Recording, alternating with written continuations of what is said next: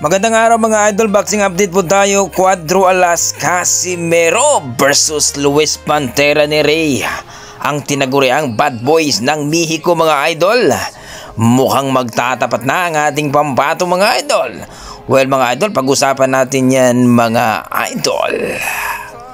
Rhodes binasura ang kanyang protesta dito kay Tank Davis at pinagtawanan pa. Yan ang ating pag-uusapan ngayon mga idol. Pero kung bago kayo sa ating YouTube channel, baka pwede makaingin isang like, subscribe at pakipindot na rin ang ating notification bell mga idol para ma-update kayo sa ating bagong video na katulad dito. Well mga idol, balitang balita po mga idol ito, no? Putok na po ito ngayon sa mundo ng YouTube at Facebook mga idol. Ito nga si Cuadro Alas General Casimero, ang nag-iisang angas ng Pinas mga idol, no, kontra dito kay Luis Pantera Nery, ang tinaguriang bad boys ng Mexico mga idol.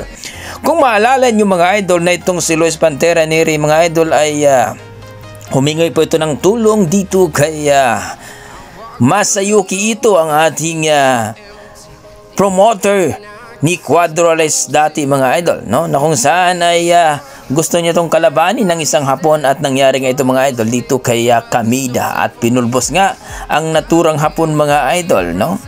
TKO ang inabot nito dito kay Luis Pantera Nery mga idol. Kaya ito mga idol, no, ayon sa ating pinagkakatiwalaang source mga idol na itong si Luis Pantera Nery at ni Casimero, ang ating nag-isang angas ng Pinas, ay gusto ni Masayuki Ito na makita na maglaban ng dalawa. Well mga idol, alam naman natin na itong si Luis Pantera Nery, bagamat tinalo ito ni Naoya Inoue sa kanyang pagdepensa sa WBC, no, sa Super Bantamweight Division, pero nag-iisang Nery lang naman ang nagpataob o nagpa-knockdown dito kay Naoya Inoue mga idol. Kaya may lakas talaga itong si Naoya Inoue at posible pang sabi ng ating mga boxing fans na mga anti-Casimero na delikado daw itong si Casimero kay Luis Pantera Nery, kasi aktibo daw itong si Luis Pantera Nery mga idol at kagagaling lang na panalo dito sa isang Hapon mga idol. Samantalang si Cuadro Alas Casimero mga idol ay tamad daw mag-training at nakita daw ito na lagi na lang daw kumakain ng litson mga idol at talagang nag-viral pa ito ng almost 9 million. Grabe naman itong si Cuadro Alas Casimero.